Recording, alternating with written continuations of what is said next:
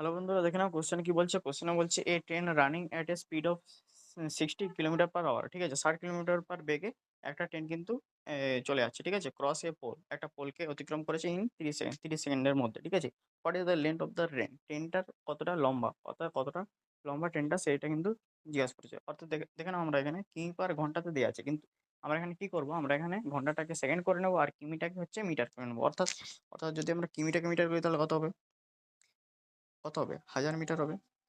আর ঘন্টাটাকে যদি আমরা সেকেন্ডে করে নিই তাহলে 1 ঘন্টা সমান 3600 সেকেন্ড, 3600। তাহলে এটা কত হবে, এটা এটা হয়ে যাচ্ছে, দেখো না, 5/18 হয়ে যাচ্ছে। ঠিক আছে, দুটো শূন্য দুটো শূন্য কিনে নিলাম, আর এটা 5/18। ঠিক আছে, ঠিক আছে, 5/18 হয়ে গেল।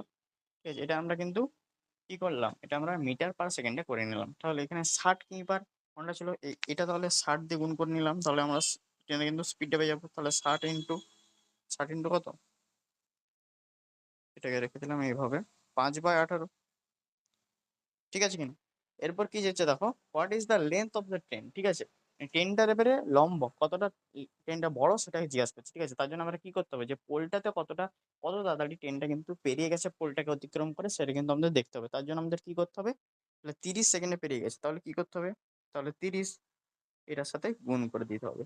এটার সাথে 30 পুরোটা গুণ করে দিলে কি হবে, ওই পুরোটা 30-এর সাথে গুণ করে দিলাম, তাহলে কি হবে, ওপরে 30 অর্থাৎ 1800, 1800 ইন্টু 5/18। ঠিক আছে কিনা, তাহলে 18 কেটে গেল, অর্থাৎ 5 ইন্টু 500। ঠিক আছে, 570 হয়ে গেল।